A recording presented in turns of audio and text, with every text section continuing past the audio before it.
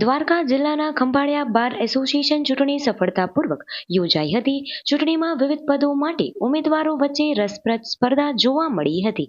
પ્રમુખ પદ માટે સંજય જોશી વિજેતા જાહેર થયા હતા. નોંધપાત્ર બાબત એ છે કે સંજય જોશી સતત 10મી વખત ખંભાળિયા બાર એસોસિએશનના પ્રમુખ બન્યા છે.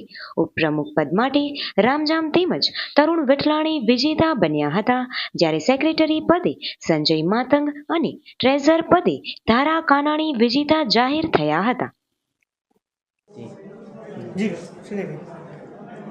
દેવભૂમિ દ્વારકા ડિસ્ટ્રિક્ટ બાર એસોસિએશનની આજરોજ યોજાયેલ ચૂંટણીમાં સિનિયરો દ્વારા જે પેનલ ઉતારવામાં આવેલ એ પેનલ આખી સારામાં સારી બહુમતીથી ચૂંટાઈને આવેલ છે અને તમામ વકીલ મિત્રોએ ખૂબ સહકાર આપેલ છે.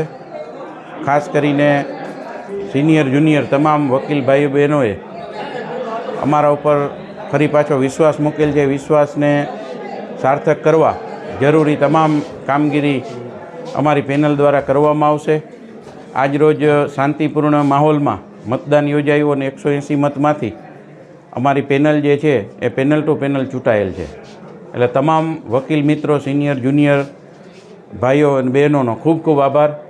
અને શાંતિપૂર્ણ મતદાન અને શાંતિપૂર્ણ રીતે મતદાન ગણતરી પણ કરવામાં આવેલી છે. અને આ તકે અમારા ચૂંટણી કમિશનરો બંને જે સવારથી અને આમ તો ચૂંટણી શરૂઆત ડિક્લેર થઈ ત્યારથી TM સાતા સાહેબ અને ડાંગરભાઈ એને ખૂબ જહેમત ઉઠાવી અને આખી ચૂંટણીને સુદૃઢ અને યોગ્ય પદ્ધતિથી ચૂંટણી પ્રક્રિયા પૂર્ણ કરેલ છે. તમામનો ફરી ખૂબ ખૂબ આભાર.